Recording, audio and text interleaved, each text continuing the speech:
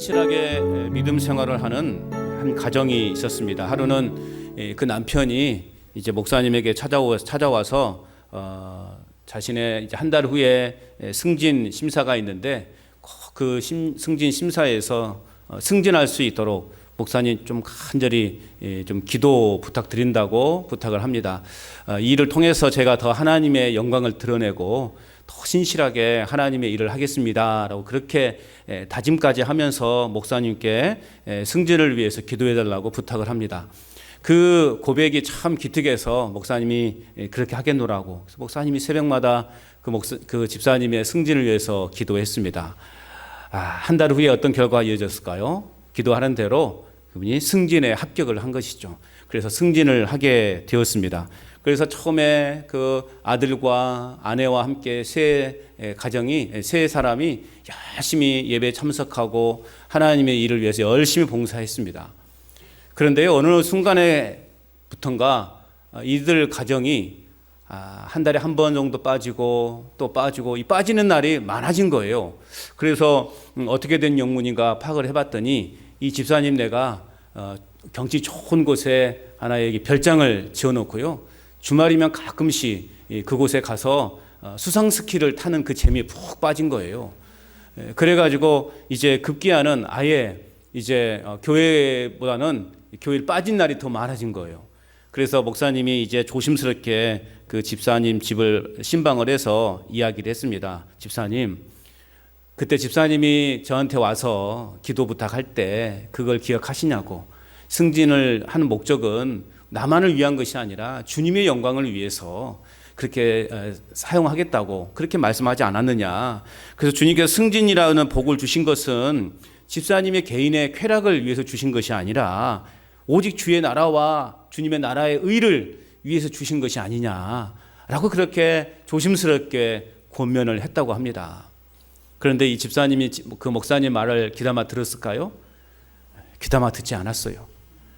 이제는 아예 교회에 이제 아예 보이지 않는 그런 지경에까지 이르게 된 것입니다.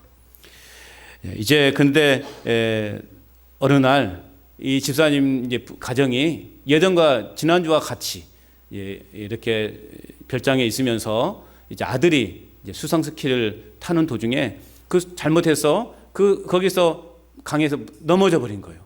넘어졌는데 그때 마침 손살같이 지나가는 배에 치여서 그 아들이 그 자리에서 즉사해버리고 말았습니다. 졸지에 귀한 아들을 잃었죠. 얼마나 낙심이 되겠냐고요. 그때서야 비로소 이제 뉘우치고 부부는 다시 교회를 찾게 되었습니다. 그런데 언제나 그 같은 자리에 세 명이 앉아있는 그 자리에 부부만 딱 앉아있는 그 모습을 본 목사님 마음이 어떻게 했습니까? 이제 하나님의 뜻을 이해하기는 너무나 그 시간이 늦어버리게 된 것이죠. 이제는 모든 것을 잃고 나서야 후회한들 그게 무슨 의미가 있냐고요. 시간을 되돌릴 수 있습니까? 시간을 거꾸로 할 수 있습니까? 할 수 없는 겁니다. 우리는 지금 이때 우리는 우리에게 주어지는 사명이 무엇인지를 잘 깨달아서 우리는 하나님의 영광을 위해서 살아갈 수 있기를 바랍니다. 이번 한 번이면 되겠지. 이번 한 번만. 이번 딱 한 번만. 그 한 번만이요, 영원하게 가는 거예요. 이 집사님네 부부가 이럴 줄 알았습니까? 그래, 이번 한 번만 그냥 한번 가서 좀 즐기고 오자. 그래서 한번 즐기고 와서 그 정도는 충분히 이해할 수도 있죠. 그런데 그것이 결국 한 번이 되고 두 번이 되고 결국 그들에게 주어진 사명이 무엇인지를 깨닫지 못하는 거예요. 결국 하나님의 은혜로 내가 승진을 했는데 마치 내가 열심히 노력해서 또 내가 승진을 하면 아무래도 여러 가지 대우가 달라지잖아요. 삶의 모습이 변화되잖아요. 그러다 보니 이제는 내가 가진 것으로 내가 좀 즐겨보자. 그런 생각이 그 인생을 좌우하게 된 것이죠. 결국 모든 걸 잃고 나서야 후회한들 그게 무슨 의미가 있냐고요. 주님이 임하시면 어느 순간, 어느 때, 어느 순간에 임할지 모릅니다. 정해놓은 시간이 없어요. 주님이 오실 때 내가 후회한들 그때는 이미 늦은 것이다. 주님이 오시기 전에 우리는 회개하고 하나님의 백성으로서의 삶을 살아가야 할 줄로 믿습니다. 자, 오늘 본문은 그래서 이스라엘의 구원을 위해서 구체적으로 이제는 바벨론의 멸망을 이제 선포하고 있는 내용입니다. 지금까지 바벨론은 어떤 존재였냐? 하나님의 백성 이스라엘을 심판하는 도구로 사용했던 것이죠. 그래서 하나님은 잠시 잠깐 이 바벨론에게 엄청난 힘을 공급해 주셨어요. 그 힘을 덧입어서 바벨론은 당시 세계를 제패할 만큼 부강한 나라를 이루었다라는 것이죠. 그런데 이제 그 바벨론을 심판할 시기가 왔다라는 것입니다. 결국 하나님은 이 바벨론이라는 나라가 선하고 착하고 믿음직해서 쓰신 것이 아니라 하나님은 오죽했으면, 이렇게 생각하셔야 돼요, 여러분. 하나님이 오죽했으면 이 바벨론이라는 이방 나라를 사용하셨을까라는 거죠. 여러분, 이스라엘에 인물이 없습니까? 이스라엘의 능력이 없습니까? 하나님은 계속해서 이스라엘에게 경고의 메시지를 던졌잖아요. 많은 선지자들을 통해서 야, 너희들 제발 좀 회개해라. 야, 제발 하나님을 제대로 믿어라. 너희 지금 잘못된 길로 가고 있어. 라고 하나님은 여러 선지자를 통해서, 때로는 또 말씀을 통해서, 또 여러 가지 외부의 침략을 통해서 하나님은 여러모로 경고를 하셨단 말이죠. 그런데 이스라엘 백성들은 그 하나님의 말씀을 들었어요, 안 들었어요? 안 들었어요. 귀를 닫아버린 거예요. 그러니 하나님은 이제 어쩔 수 없이 이방의 그 나라, 바벨론의 그 느부갓네살 왕을 선택하셔서 도구로 사용하셔서 이스라엘을 치신 거라고요. 그런데 이 바벨론은 마치 자신들이 막 힘이 있어서, 자신들이 능력이 있어서 그렇게 된 줄 알고 교만해져 있었다라는 거예요. 여러분, 악한 도구로 쓰임 받으면요, 그 악인은 결국 마지막 때에 하나님이 심판하신다는 거예요. 악한 도구로 쓰임을 받으면. 예를 들면 그거죠. 여러분, 이 더러운 쓰레기를 담는 비닐봉투는 아무리 그 비닐봉투가 비싸고 화려하고 아름다워도 더러운 쓰레기를 담으면 그 아름다운 그 비싼 고고급 그 비닐봉투는 어떻게 될까요? 쓰레기와 함께 폐기처분 되는 거예요. 마찬가지예요. 이 바벨론이라는 나라는 그들이 뛰어나서, 그들이 능력이 있어서, 그들이 정말 합당해서 쓰신 것이 아니라 하나님이 그냥 이스라엘에 사람이 없고, 이스라엘의 어떠한 백성들이 무능해서 결국 이방의 나라를 잠시 빌려 쓰신 것 뿐이라고요. 그래서 이 바벨론도 이제 오늘 말씀해 보면 마지막 때가 되었다, 심판할 시기가 되었다라는 것이죠. 여러분, 그래서 우리는 하나님이 주신 것에 대해서 감사하지 못하고 내 것으로, 내 것인 양 착각하는 그 교만에서 빨리 우리는 벗어나야 돼요. 여러분, 내 손에 쥐고 있는 것이 내 것입니까? 내 것이 아니라고요. 내가 내 주먹에 뭐 1억 천금을 쥐고 있는들 이것이 영원히 내 것이 되겠냐고요. 오늘 당장에 하나님의 내 목숨을 가져가면 이 재물이 2억 천금이 누구 것이 되겠습니까? 우리 자녀들 거요? 아니요. 자녀들 것도 될 수 없을 거예요. 왜요? 치고받고 싸우느라고 다 공중에 날려버려요. 서로 또 재판을 걸고 뭐하다 보면 변호사비로 모함비로 다 날려버릴 거라고요. 그러니 여러분, 이 땅에 내 것은 없어요. 물론 우리 집 주소가, 우리 집 명의가 내 이름으로 돼 있다 할지라도 이것은 하나님이 잠시 나에게 맡겨준 것이지 영원히 내 것이 아니라고요. 아멘. 이런 말은 안 들으려고 그러죠. 이런 말은 그냥 귀를 꼭 닫아버려. 이제 죽어도 나는 아멘 안 할라요, 그렇게 하시는 분도 있어요. 따지고 보시라고. 여러분, 이게 누구 것이 되겠냐고요. 자녀들에게 죄송한 말씀이지만 많은 재산 남겨준 것이 좋은 부모가 아니라니까요. 나쁜 부모예요. 그것 때문에 자식들 싸움 난다니까요. 이제 보시라고요. 여러분, 안 그래? 우리 자식들은 전혀 안 그래. 아니거든요. 제가 자식이 돼보니까, 자식의 입장이 돼보니까요, 저희 집도 재산이 없잖아요. 그런데요, 욕심이 생기더라고요. 예전에 막 개척하고 힘들 때 우리 부모는 도대체 뭐 했냐?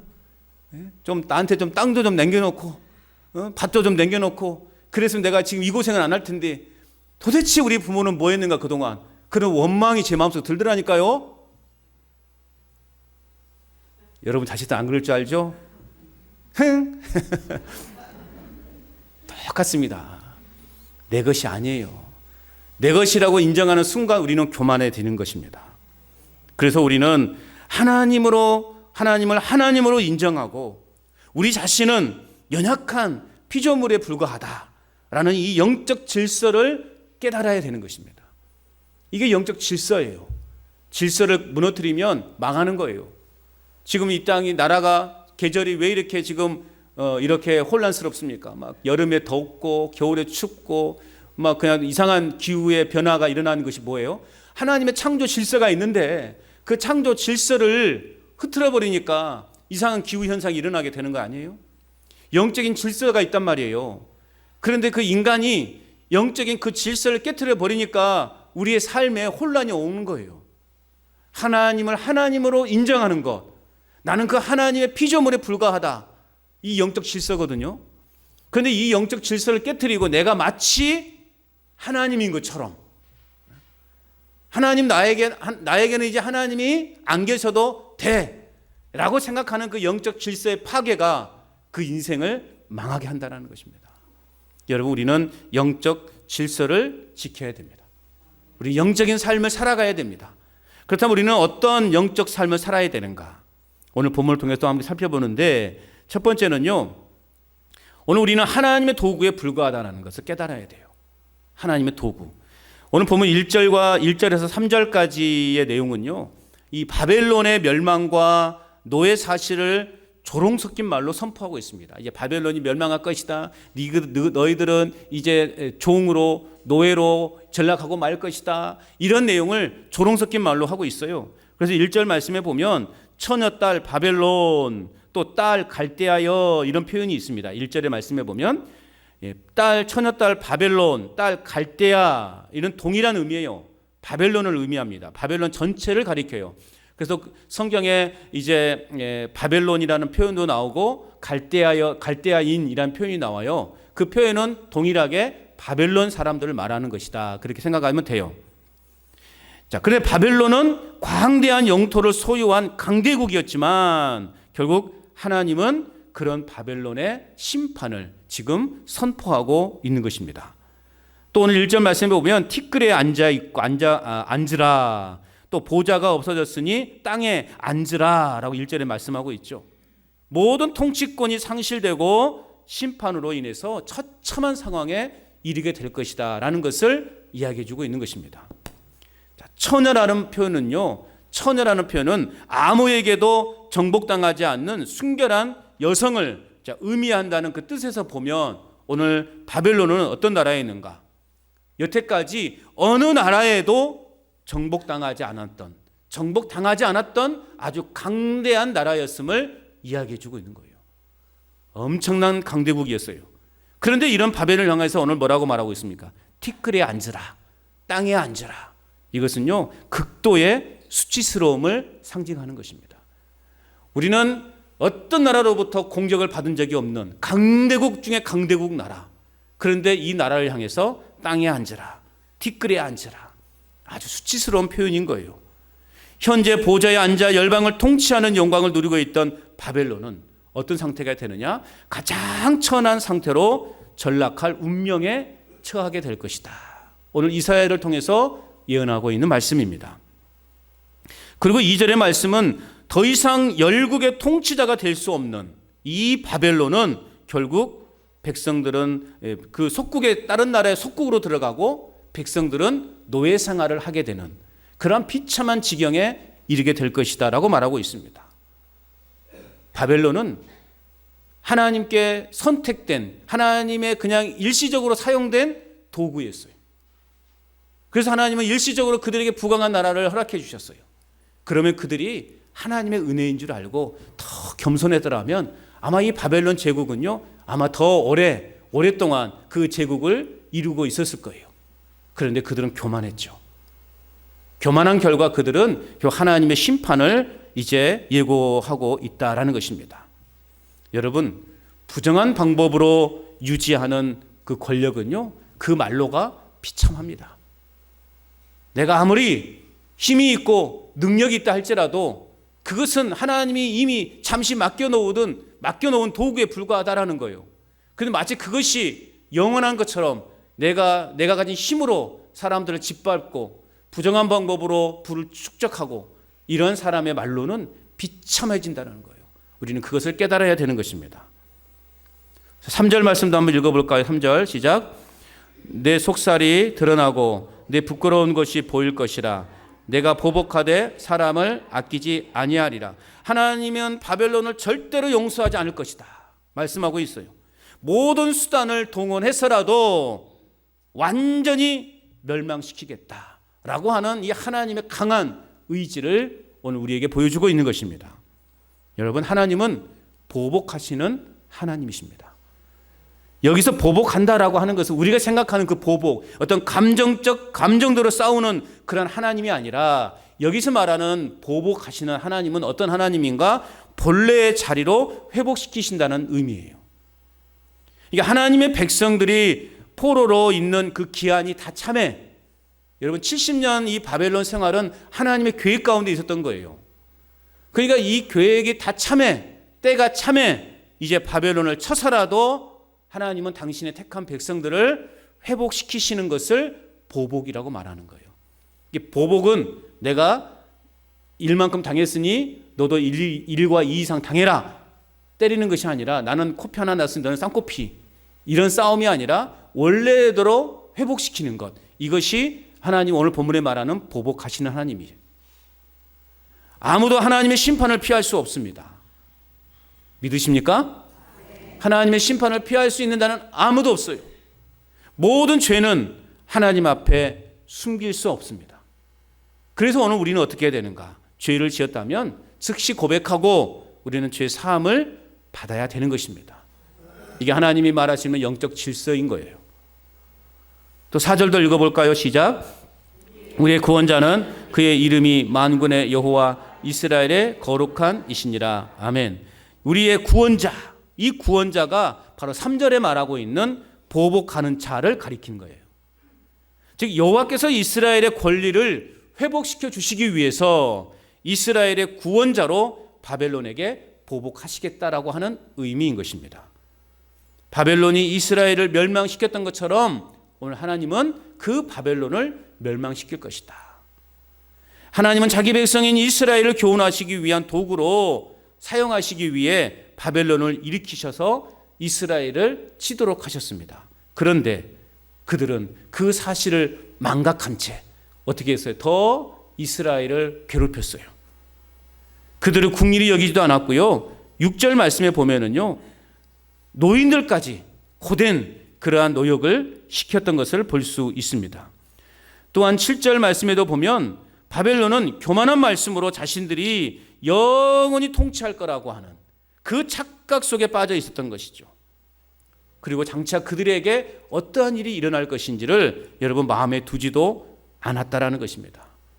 여러분, 하나님을 안 믿는 사람의 무서운 게 뭐냐?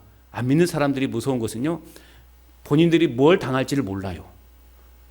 우리는 왜 하나님을 믿죠? 왜 우리는 하나님을 믿죠? 천국과 지옥을 믿기 때문에 우리 하나님을 믿는 거 아니겠어요? 천국이 좋은 것이고 지옥이 얼마나 무시무시한 곳인지를 알기 때문에 우리는 하나님을 믿지 않습니까? 아니에요. 확신반 공부를 다시 해야 되겠네요. 왜 하나님을 믿어요?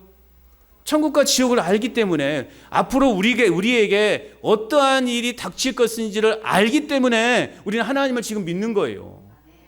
그런데 여러분, 왜 하나님을 믿지 않는지 아세요? 세상 사람들은 죄송합니다만 본인들이 어떠한 일을 겪게 될지를 알지 못하기 때문에 하나님을 안 믿는 거예요.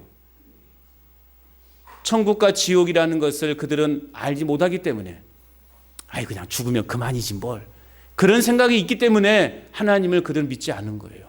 얼마나 어리석은 인간들입니까? 오늘 바벨론이 왜 이렇게 교만했을까? 그들이 심판의 대상이라는 것을 알지 못했기 때문에 그러는 거예요. 마치 지금 내가 가지고 있는 이 권력이 영원할 것 같은 주변의 상황을 보니까, 주변의 환경을 보니까 내가 어디서 망해, 나는 멸망하지 않아, 그런 착각 속에 있다 보니까 그들은 지금 교만해 있는 것입니다. 여러분, 절대 권력은 존재하지 않습니다. 이 권력도 언젠가는 사그라지게 되어 있는 거예요.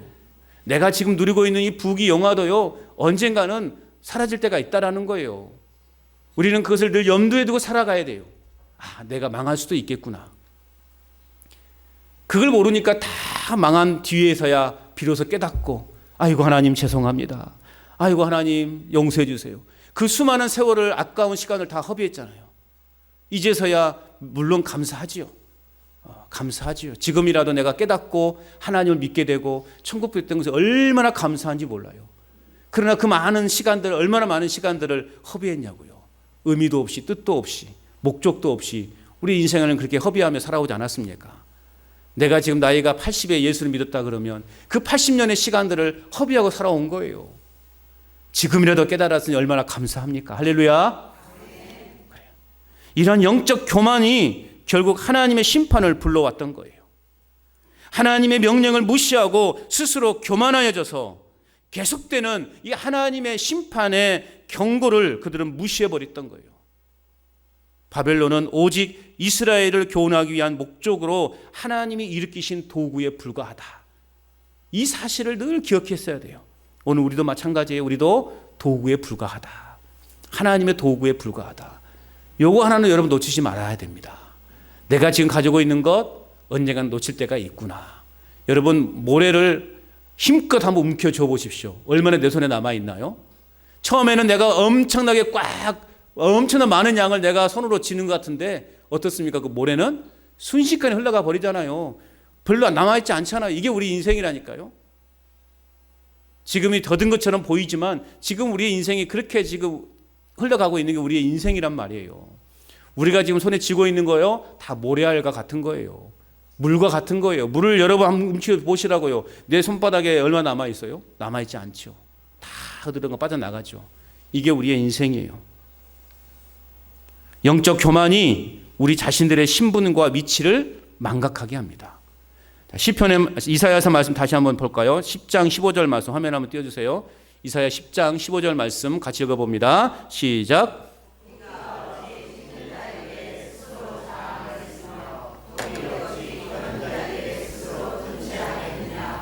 이는 막대기가 자기를 드는 자를 움직이려 하며 몽둥이가 나무 아닌 사람을 들려함과 같음이라. 자, 무슨 말이냐? 여러분, 도끼는 나무꾼의 손에 의해서 좌우되는 도구에 불과하죠? 그죠? 톱은 목수의 손에 의해서 좌우되는 도구에 불과하다라는 거예요. 그래서 막대기나 몽둥이는 들고 있는 사람이 움직이도록 하는 것이지. 여러분 여기 있는 이 막대기가 제 손에 있잖아요. 제가 이렇게 하면 이렇게 가야 되는 것이고 이렇게 하면 이렇게 가야 되는 거예요. 그런데 이 막대기의 몽둥이가 저를 움직일 수 있습니까? 얘가 나를 움직일 수 있냐고요? 없죠? 만약에 얘가 나를 움직이려고 하면 내가 어떻게 할까? 얘를 확 잘라버리든지 불에 태워버리든지 없애버리죠. 그렇지 않겠어요? 그런데 내가 하나님이라면 이 막대기는 우리예요. 우리. 이해가 되세요?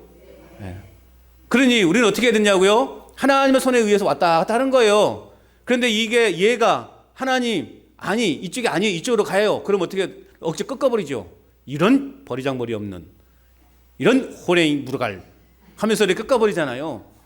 여러분 이게 바로 교만인 거예요. 마치 내가 하나님 왼쪽으로요. 하나님 왼쪽 아니 하나님 좀 더 왼쪽으로요. 하나님을 조종하려고 하는 것이 교만이라고요. 우리는 그러니 일상에서 늘 우리는 이런 삶을 살고 있단 말이죠. 하나님은 분명히 오른쪽 길에 열려 있는데 나는 왼쪽 길을 좌우해요. 아니 하나님 보세요. 왼쪽 길 맞다니까요. 왜 자꾸 오른쪽으로 가려고 하는 거예요. 저를 왼쪽으로 가렵니다. 가다가 절벽으로 떨어져 죽는다니까요. 교만은 하나님이 가장 싫어하신 것입니다. 왜 그래요? 교만은 인간의 죄성에서 나오는 거예요. 인간의 죄성에서 나오는 것이 교만이기 때문에 하나님은 그 교만을 싫어하는 거예요. 왜? 하나님은 죄를 싫어하시기 때문에. 하나님은 교만한 자를 대적하시고 교만은 패망을 불러올 뿐입니다. 그러므로 하나님이 주신 것에 우리는 늘 감사해야 됩니다. 하나님이 주신 것에 감사하지 못하고 내 것으로 착각하며 살고 있지 않은지 우리는 스스로 우리 자신을 점검해 봐야 됩니다. 그리고 한편으로는요, 이 말씀을 여러분 기억하십시오. 자, 그렇다면 그런 것이 모든 것이 하나님의 도구에 불과하다면 오늘 우리가 겪는 인생에서 겪는 환난이나 또 역경이나 고난, 우리 안에 찾아온 모든 질병, 이건 뭘 말하는 것인가? 결국 내 자신의 잘못된 삶에 대해서 하나님이 책망하시고 또 교훈하시기 위한 도구에 불과하다라는 거예요. 우리가 겪는 환난, 고난, 질병, 모든 인생의 그 절망적인 상황들이 하나님이 우리의 죄에 대해서 교훈하시고 책망하시기 위해 주신 도구에 불과하다. 이해가 되셨어요? 그렇다 그러면 우리는 우리가 당하는 환난이나 고난을 어떻게 이길 수 있는 거죠. 내가 하나님이 나에게 지금 교훈하고 있는 거예요. 그래서 내가 하나님 앞에 회개하고 주 앞에 돌아올 때 하나님은 우리 안에 평안을 주시고 마음의 기쁨을 주시고 만족을 주시고 감사가 나오게 되는 거예요. 그래서 고난이 우리에게 유익이 되는 거예요.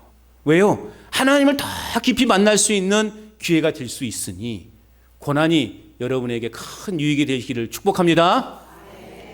우리는 하나님 나라의 그 의를, 하나님 나라와 그 의를 세상 속에 전하기 위한 도구에 불과한 존재들이다 라고 하는 이 사실을 믿는 것이 바로 영적인 삶을 살아가는 것입니다.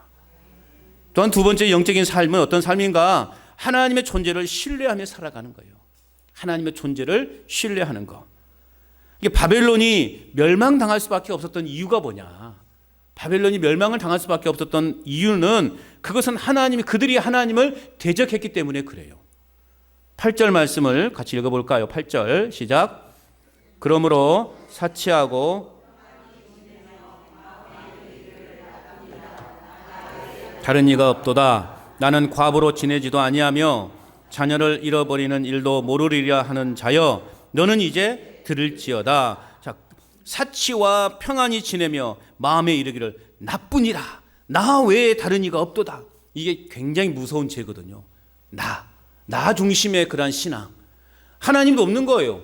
하나님보다 내가 더 중심에 있고 내가 더 우월하고 내가 더 뛰어나다, 내가 더 능력이 있다라고 하는 그 착각, 이것이 여러분 하나님을 대적하게 하는 거예요. 나 외에 다른 이가 없다라고 외치면서 하나님과 동등한 위치에 자신을 끌어올리는 이 못된 이 바벨론. 오늘도 우리는 여전히 우리의 삶 속에서 보이지 않는 바벨을 쌓아가는 거예요. 창세기의 바벨탑. 왜 인간들은 바벨탑을 쌓았죠? 바벨탑을 쌓으면 하나님과 같이 될 수 있을 거라는 그 착각. 그래서 그들은 인간 바벨론을 쌓아간 거예요. 그래서 하나님이 인간을 흩어버렸잖아요.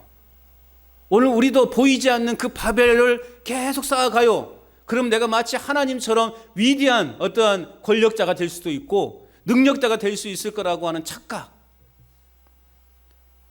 또 이 바벨론은 오늘 보면 과부가 되지도 않을 것이고 자녀를 잃지도 않을 것이다 라고 그렇게 착각하고 있다라는 거예요. 당시 여자가 과부가 되고 자녀를 잃게 되는 상황은 가장 비참한 처지에 이르게 되었던 상태였습니다. 더군다나 자녀가 없는 과부는요, 사회적으로 어떠한 보호를 받을 수 없을 만큼 가장 밑바닥의 삶이었다라는 거예요. 이는 곧 자신들은 다른 나라로부터 침략당할 일이 결코 없다고 자신만만해하고 있는 이 바벨론의 모습을 볼 수 있는 거예요. 그러니까 지금 이미 이들은 하나님이고 뭐고 지금 보이지 않는 거예요. 우리나라를 보면, 지금 우리의 형편을 보면 그 어떤 대적이 우리를 침입할 수도 없는 그러한 지금 강대한 고국 나라를 이루고 있다라고 말하고 있어요. 이런 바벨을 향하여 하나님은 뭐라고 말씀하고 있습니까? 9절 시작. 한날에 갑자기 자녀를 잃으며 과부가 되는 이 두 가지 일이 내게 임할 것이라. 내가 무수한 주술과 많은 주문을 빌릴지라도 이 일이 온전히 내게 임하리라. 한날에 갑자기, 이게 하나님의 심판이에요. 야, 우리가 무슨 적의 침입을 받냐, 우리는 절대 침입을 받을 수 없는 나라야 라고 그렇게 자신만만했어요. 그런데 오늘 이사야 선지자 통해서 주신 하나님의 말씀은 한날에 갑자기. 여러분, 하나님의 심판은 어느 날 갑자기 임하는 거예요. 도둑이 우리 집에 들어오는 것처럼 아무도 모를 때 갑자기 하나님의 심판인 예수님의 재림이 임하는 것입니다. 이 바벨론이 망했던 그 상황도 보면은요, 당시 바벨론 왕 벨사살은요, 그 궁중에서요 향연을 펼치고 있었어요. 그냥 신하들과 함께 그냥 완전히 그냥 향락적인 그러한 그 문화를 즐기고 있었단 말이죠. 유흥을 즐기고 있을 그때 이 벨사살 왕은요 갑자기 피살됩니다. 갑자기 죽어요. 다니엘 말씀에 보면. 그리고 오늘 말씀하고 있는 건 9절 하반절에 있는 것처럼 재난을 막기 위하여 아무리 노력할지라도 많은 무수한 주술과 많은 주문을 빌릴지라도 하나님께서는 반드시 그 나라를 멸망시킬 것이다 말씀하고 있는 거예요. 당시 바벨론은 바벨론만큼 방탕과 향락에 빠진 나라도 없었습니다. 그들은 자신들을 극도의 높은 위치에 둠으로써 하나님의 자리에까지 그들이 지금 침범하고 있는 거예요. 하나님을 대적하고 있는 거죠. 바벨론은 미래에 대한 준비 없이 현실에서만 사치하고 향락을 즐기는 삶을 그들은 지금 살고 있었다라는 것이죠. 오늘 우리도 마찬가지죠. 우리는 뭐 그 바벨론과 별반 다를 바 있습니까? 우리 역시도 현실에만 치우치고 현실에만 충성하고 있지는 않습니까? 왜 우리는 이러한 삶을 살아가게 되는 것인가? 왜 우리는 미래를 내다보지 못하고 현실에 안주하여서 현실의 상황만 바라보고 현실의 좋은 것에만 우리가 눈독을 들이며 살아가고 있는가? 과거의 은혜가 사라지고 미래의 영광을 소망하지 않기 때문에 그렇습니다. 우리에게 은혜가 사라져버리면 우리는 미래를 바라보지 못하는 거예요. 은혜를 아는 사람은 현실 세계만 위해서 인생을 투자하지 않습니다. 자기만을 위해서 인생을 투자하지 않는다는 거예요. 은혜를 아는 사람은 주님의 나라를 위하여 또 주님이 기뻐하시는 일을 위하여 미래에 우리의 삶을 투자하게 되는 것입니다. 이 땅에 여러분 아무리 많은 것을 심어 보십시오. 우리가 그 열매를 거둘 수 있는 것인가? 우리는 하나님 나라에 많은 것을 심는 자들이 되어야 할 줄 믿습니다. 하나님 나라에 심는 자는 우리가 상상할 수 없는 그 결과로 그 열매를 하나님은 거두게 하신다라는 것입니다. 바벨론은 세상의 만물을 주관하시는 하나님의 주권을 인정하지 않는 교만 가운데 있었습니다. 그래서 10절 마지막에 보세요. 10절 마지막에도 보니까 뭐라고 되어 있습니까? 내 마음에 이르기를 나뿐이라 나 외에 다른 이가 없다. 8절 말씀도 똑같이 말하고 있죠. 8절에서도 마음에 이르기를 나뿐이라 나 외에 다른 이가 없도다. 10절에서 똑같은 말이에요. 내 마음에 이르기를 나뿐이라 나 외에 다른 이가 없도다.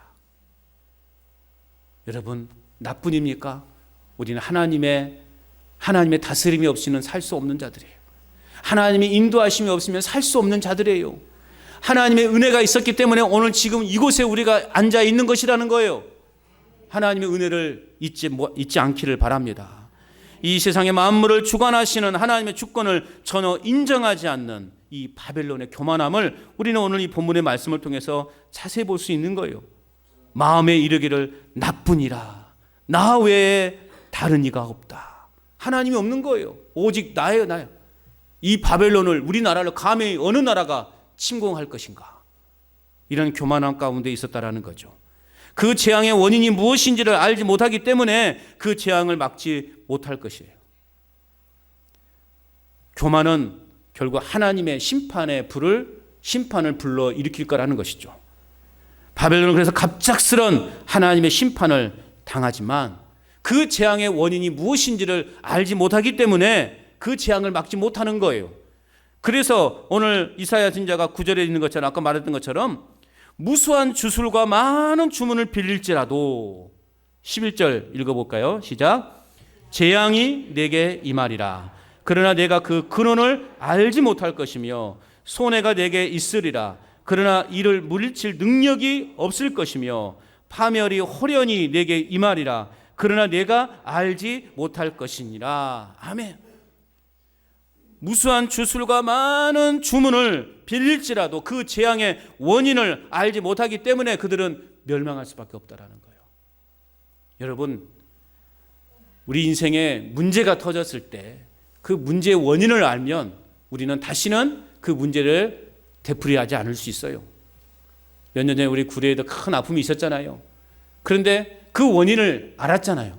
그 원인을 아니까 이제 막 제방을 쌓고 또 댐 관리하는 것도 수칙도 바꾸고 막 그러면서 이제는 그 또 다른 홍수에 대비를 하고 있잖아요. 원인을 알면 그 문제에 대해서 대처할 수가 있단 말이죠. 그런데 바벨론은 그 사실을 깨닫지를 못하는 거예요. 우리는 지금 영원할 것이라고 하는 이 교만함 가운데 있다 보니 하나님은 그들이 알지 못하는 때 하나님 임하게 되는 거예요. 여러분, 우리도 아까도 말씀드렸지만 결말을 알잖아요. 드라마도요, 결말을 알면, 예? 그렇죠? 아무리 주인공이 막 망하고 또 망하도 여러분, 아이고, 괜찮아, 그러지 않겠어요? 여러분 TV 드라마 보십시오. 주인공들이 어떻습니까? 망하도 완전히 망하잖아요. 그러면서도 막 의미쳐 미운 것, 막 그렇게 하면서 보잖아요. 그런데 결론은 잘 된단 말이죠. 그걸 알면서 그래요. 우리 인생도 마찬가지. 우리의 결론은 이미 정해져 있단 말이죠. 여러분, 예수 믿어 천국 가는 줄 믿습니다. 우리의 인생의 결말은 천국이라고요. 그러니까 우리가 이 땅에서 겪는 여러 가지 고통과 고난도 그냥 그러니 하고 넘어갈 수 있는 거죠. 근데 그것을 모르는 자들은 이게 마치 뭐 원인을 알지 못하기 때문에, 미래를 알지 못하기 때문에 우리보다 훨씬 더 인생의 절망 가운데 그들은 처하게 되는 것이죠.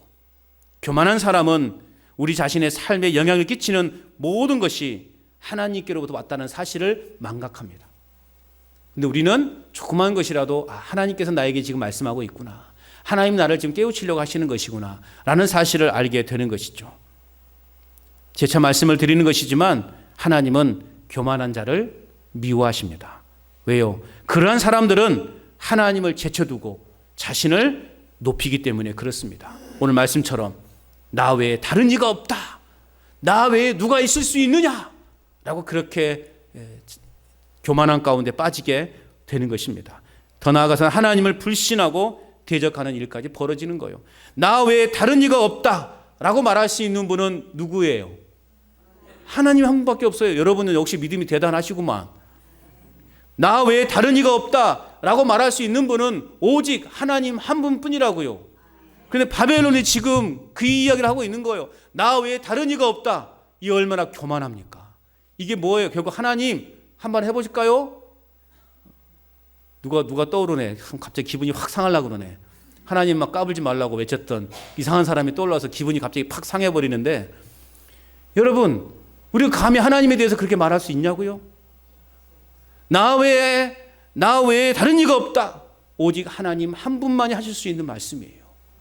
그런데 우리는 여전히 우리 삶 속에서 그렇게 말하지는 않지만 나밖에 없다, 나 외에 다른 이가 없다, 우리는 그렇게 지금 생각하면 나의 삶 속에서 불현듯 그런 삶이 드러나지 않습니까? 내 욕심대로 살고 또 내 마음대로 살려고 그러고 내 방식대로 살아가려고 하는 것, 이게 다 나 외에 다른 이가 없도다. 이 바벨론이 이야기했던 이 말과 뭔 다른 점이 있겠냐고요. 오늘 우리는 살아계신 하나님의 존재를 인정하며 살아가야 할 줄로 믿습니다. 그리고 하나님만을 온전히 신뢰함으로 지혜로운 자로 살아갈 수 있기를 바랍니다. 그럴 때 우리는 하나님의 놀라운 은혜를 경험할 수 있게 되는 거예요. 그래서 우리는 고린도전서 10장 12절 말씀에 있는 것처럼 그런즉 선줄로 생각하는 자는 넘어질까 조심하라. 이 말씀을 늘 우리 마음속에 기억하고 살아가야 돼요. 나도 어느 순간에 넘어질 수 있다라는 거. 여러분, 우리가 넘어지는 것은 한순간입니다. 한순간에 넘어질 수 있어요. 우리는 늘 이 말씀을 마음에 삼고 우리 인생을 감찰하시는 그 하나님의 존재를 우리가 신뢰함으로 겸손과 정직함으로 날마다 승리하며 살아가는 저와 여러분 되어야 될 줄로 믿습니다. 또 우리는 어떤 영적인 삶을 살아가야 되는가? 마지막 세 번째는요, 하나님이 열방의 왕이심을 우리는 인정해야 됩니다. 열방의 왕이신 하나님, 악에 의지하는 것이 얼마나 무익한지를 오늘 본문은 계속해서 우리에게 보여주고 있습니다. 12절 읽어볼까요? 12절 시작. 젊어서부터 힘쓰던 주문과 많은 주술을 가지고 맞서 보라. 혹시 유익을 얻을 수 있을는지, 혹시 놀라게 할 수 있을는지. 선지자는 너희가 자랑하던 모든 학문을 동원해서라도 내 자신을 한번 구원해 보라 라고 지금 큰 소리 치고 있는 거예요. 바벨론의 심판을 선포하시는 하나님은 그들이 가지고 있는 모든 지혜와 수단과 방법을 다 동원해서라도 나의 심판을 한번 너희들이 피해봐라 말하고 있는 거예요. 또 13절도 읽어볼까요? 시작. 내가 많은 계략으로 말미암아 피곤하게 되었도다.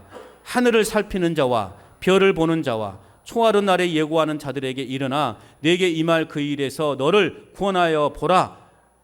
계속해서 하나님이 이사야 선지를 통해서 말하고 있는 거예요. 내가 한번 노력해봐라. 내 심판을 피할 수 있는지 노력해봐라. 수단과 방법을 동원해서 네가 가지고 있는 모든 세상의 학문과 지식과 능력을 다 동원해서 내 심판을 피할 수 있는지 네가 한번 해봐라. 오늘날로 말하면 야, 너희가 수많은 그 드론을 띄워서 내 심판을 피할 수 있는지 막을 수 있는지 한번 해보라는 거예요. 여러분, 하나님의 심판을 드론으로 막을 수 있을까요? 또 레이더도 잡히지 않는 초음속 그런 비행기가 있어요. 그것으로 이제 몰래 가서 치고 같이 그냥 폭파하는 그런 무기도 있어요. 그런 걸 한번 너희들이 하나님의 심판, 내 심판을 막아보라는 거예요. 막을 수 있을까요? 막을 수 없어요. 그리고 하나님께서는 그 바벨론을 그냥 내버려 두지 않으십니다. 14절 읽어봅니다. 시작. 보라, 그들은 촉에 같아서 불에 타리니 그 불꽃의 세력에서 스스로 구원하지 못할 것이라. 이 불은 덮게 한 숯불이 아니요 그 앞에 앉을 만한 불도 아니니. 자, 이 불은요 어떤 불이냐? 우리의 몸을 덮게 하는 숯불이 아니래요. 하늘나라에서 천국과 지옥에 갈 사람을 정리하던 사도 베드로가요 어느 날 하나님께 사직서를 제출했어요. 하나님, 나 이제 이 일 못하겠다고. 왜요? 왜냐 그랬더니 베드로가 이렇게 말하는 거예요. 요즘 한국 사람들의 얼굴을 보면요 원판과 너무 달라가지고 실수할 일이 많대요. 원판은 이 모습인데 이 앞에 서 있는 모습은 너무 성형수술을 많이 해가지고 원판을 바뀐 그런 사람들이 많아가지고 실수를 많이 한대요. 천국 갈 사람은 지옥으로 보내버리고 지옥 갈 사람은 천국으로 보내는 그런 실수를 많이 한다고. 원판과 달라버리니까. 그래서 베드로가요 이걸 못하겠다는 거예요. 또 하나의 이유가 있어요. 이유가 뭐냐? 오늘 말씀하고 있는 것처럼요 한국 사람이 좋아하는 건 뭡니까? 유황불, 한증막, 사우나 좋아하잖아요.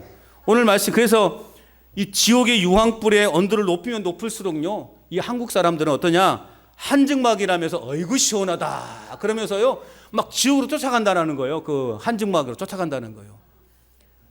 그래가지고요 이 천국에서 하나님이 내리신 결론이 있습니다. 그러면 지옥 앞에다가 체중계를 놔두라. 몸무게를 재는 체중계를 놔두라. 그러니까 사람들이 기겁을 하고 안 가더래요. 그냥 웃자고 하는 소리입니다. 여러분 바벨론의 심판하는 불, 오늘 말씀해 보세요. 하늘나라에 오늘 그들은 촉에 같아서 불에 타리니 지푸라기처럼 그들은 태워 없어질 거라는 거예요. 여러분, 지푸라기는 쉽게 불에 타고 말죠.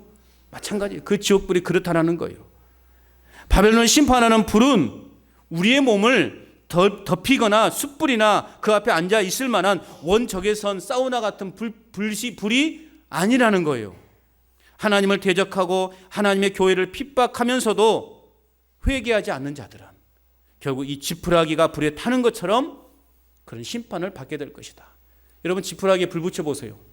순식간에 타버리잖아요. 지금이야 뭐 농사짓고 논에 가면 이렇게 똘똘똘 말아가지고 이 공룡알처럼 만들어가지고 이제 그렇게 보관을 하죠. 어떤 어른 젊은이들은 마시멜론이라고 하고 저희들은 공룡알이라고 해요. 하얗게 이렇게 지푸라기 몰아져 있는 것을 야, 공룡알 많다, 공룡알이라고 그래요. 근데 저 어릴 적에는 논에 가면 가을 되면 이제 그 집다발을 집처럼 쌓아놓잖아요. 한쪽에다가, 논 한쪽에다가 이렇게. 꼭 아닌 것처럼 이야기하시네. 옛날에 그랬잖아요. 한쪽에다가. 그러면 우리들은 어떻게 하냐면 거기를 굴을 파요. 팍 빼가지고. 그럼 그 속에 엄청 따뜻해요. 비가 와도 그 속에 들어가 있으면요 비가 안 새고 따뜻해.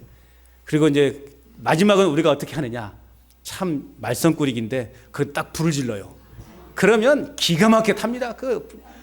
이 산더미 같은 그 집다발이요 순식간에 타버려요. 다음날 난리가 나죠. 이제 호랭이가 물어갈 놈들이, 어떤 호랭이가 물어갈 놈들이 불을 댔냐고 막 난리가 나죠. 그 지푸라기는요 순식간에 타고 사라지는 거예요. 하나님의 심판의 불이 바로 그렇다라는 거예요. 우리가 지금 손에 쥐고 있는 것들을요 하나님이 불을 붙이면요 지푸라기 같은 것들이에요. 순식간 타고 사라져버리는 것들이에요. 세상의 권세와 물질과 지식을 자랑하면서 하나님을 대적하는 사람은 불타버린 지푸라기가 될 거라는 것입니다. 그래야 불심판을 당하는 무서운 고통이 동반될 것입니다. 여러분, 지옥의 불은 한증막이 아닙니다. 한증막이 아니에요. 영원히 꺼지지 않는 불이에요. 영원히 사라지지 않는 불이에요. 영원히 식어지지 않는 불이란 말이에요. 그 불 속에 차라리 그냥 깨끗하게 불타서 없어져 버리면 다행이지만 사라지지 않습니다. 영원히 그 불구덩이에서 영원토록 고통을 당해야 되는 거예요.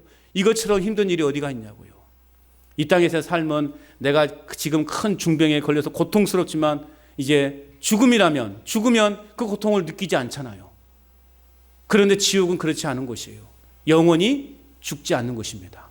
그 뜨거운 용광로보다 더 뜨거운 그 불구덩이에서 모든 것을 다 쇠도 녹아버리는 그 불구덩이에서 우리 몸이 녹아지지 않은 상태에서 영원히 그 뜨거운 불에서 고통당한다 생각해 보십시오. 이곳이 지옥이란 말이죠. 하나님을 대적하고 하나님의 존재를 인정하지 않고 교만한 자가 가는 곳이 바로 그러한 곳입니다.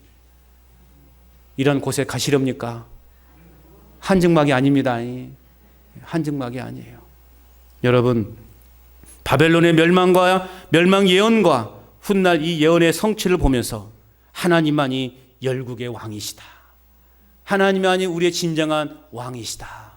이 사실을 인정하시기를 바랍니다. 하나님이 주신 구원의 길을 부인하고 예수 그리스도를 영접하지 않는 모든 교만한 인생들을 하나님께서는 반드시 심판하실 것입니다. 그 심판의 때는 알아요? 몰라요? 모르죠. 알면 우리가 조금 준비라도 하겠지만 모른다니까요. 한때 어느 순간에 오늘 말씀하신 것처럼 한날에 갑자기 구절에 있는 것처럼 한날에 갑자기 임하는 것이 하나님의 심판이에요. 예수님의 재림이라는 거예요. 하나님께서 열방을 다스리고 구원하시고 보호하심을 깨달아서 여러분 하나님만을 온전히 의지하고 하나님께만 복종하고 하나님만을 높이는 삶을 살아갈 수 있기를 바랍니다. 여러분, 교만한 삶은 하나님께 영광을 돌리지 않는 삶입니다. 교만한 사람은 오직 자신에게만 영광을 돌리는 사람들입니다. 그러므로 여러분, 교만한 자의 자리에 앉지 않기를 바랍니다. 겸손함으로 하나님의 나라와 영광을 위하여 쓰임받는 도구로서 그 역할과 또 우리에게 주어지는 이 직분과 사명을 우리는 겸손함으로 잘 감당할 수 있어야 됩니다. 그리고 겸손함과 감사함으로, 무엇보다 감사함으로 하나님께만 영광을 돌리는 참 믿음의 삶, 진짜 그리스도인의 삶, 하나님이 기뻐하시는 그리스도인의 삶을 살아가는, 그래서 영원한 천국을 소망하며 살아가는 저와 여러분이 될 수 있기를 주님의 이름으로 축원합니다.